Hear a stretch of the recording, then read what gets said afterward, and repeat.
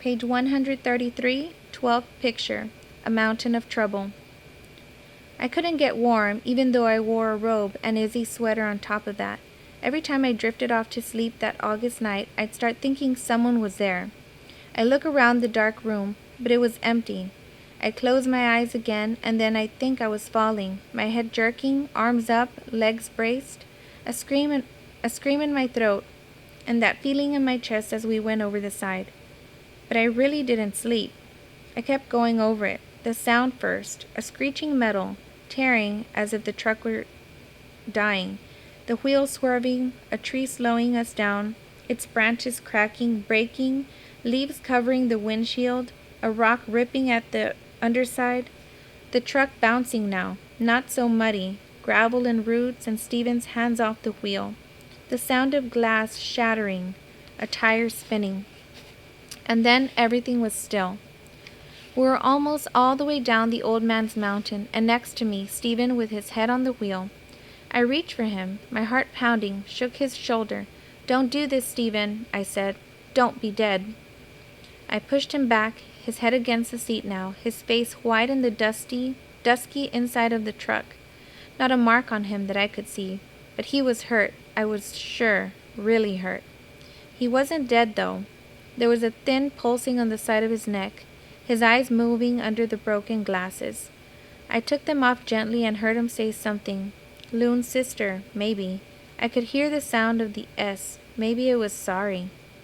"Stephen, I have to get help." I watched him for another moment, then scrambled out of the truck, feeling the pull of my ankle, telling myself I had to do it, had to go as quickly as I could. I began the climb back up, wondering how long it would take to get down the mountain road, cross the bridge, and reach the house. And then I thought, no telephone. What then? I was almost there when I saw the sweep of headlights going across the bridge. Izzy and the old man coming home? When they saw me, Izzy leaned out the window calling, "I bought dishes, Hollis. You're gonna love them." And then she stopped. "Child, you're bleeding." "The truck," I said. "What has he done?" the old man said. "What has he done now? You can hardly walk." It seemed to take forever before lights flickered on the mountain and cars began to park diagonally down below. Turret lights turned and glowed, and an ambulance came all the way from Walton, its siren screaming. They brought Stephen down at last, but all I could see was one foot, the sneaker, the socks falling over his ankles.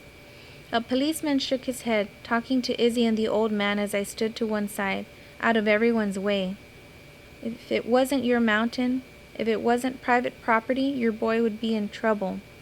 As it is, Izzy's voice cut in, "we have to hope he'll be all right." And I had looked over my shoulder at the old man's face, his clenched jaw. In the emergency room, a doctor took 5 stitches to close my forehead and wrapped an ace bandage around my ankle. Stephen was somewhere inside too, and I didn't even know what was happening to him.